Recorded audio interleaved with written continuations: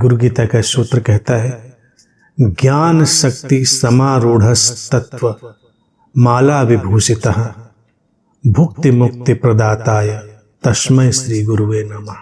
ज्ञान शक्ति पर आरूढ़ सभी तत्वों की माला से विभूषित गुरु भोग और मोक्ष दोनों ही फल प्रदान करने वाले हैं।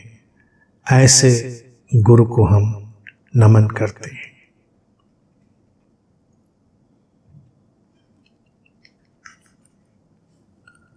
ज्ञान की शक्ति पर आरूढ़ गुरु ज्ञान की शक्ति पर ही आरूढ़ है, यानी कि विराजमान है। गुरु का होना ही अज्ञान को भेद कर घटी हुई घटना है, वो कुछ और है नहीं।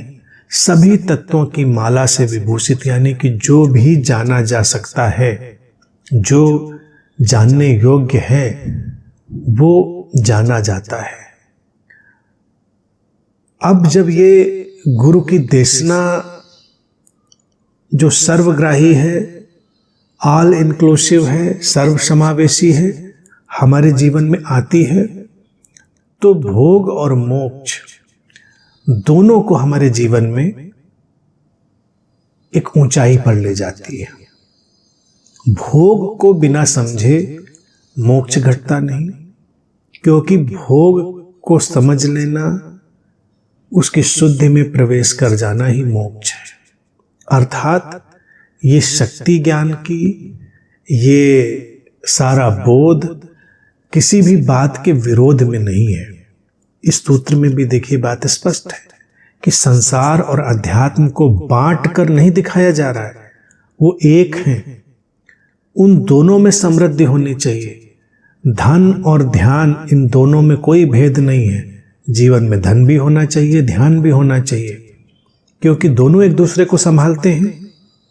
धन के बिना हम ध्यान की तरफ जाना चाहें तो तमाम संसाधनों का अभाव हमको बहुत दूर तक जाने नहीं देगा। ध्यान के अभाव में हम धन में चले जाएं तो वो ध्यान हमें विकृत करने के सिवा और कुछ नहीं करेगा। तो इसलिए एक संतुलन, उस संतुलन का घटना ही मोक्ष है। भोग से न भागना है, न भोग में लिप्त होना है, भोग में जागना है, उसमें सम्यकत्व ले आना है, संतुलन ले आना है, उसकी उपयोगिता और व्यर्थता को जान लेना है। तो ये जो घटना है, ये घटती है गुरु के सानिध्य में, उसकी उपस्थिति में, और तब हम संसार अध्यात्म के भेद को भुलाकर विशुद्ध वर्तमान में ठहरते हैं, और वही हमारे लिए वास्तविक मोक्ष की घटना होती है। ऐसी उपस्थिति जहाँ से ये सब सक्रिय होता है, प्रकाशित होता है, हमें रूपांतरित करता है, उसको हमारे भीतर से नमन उठता है।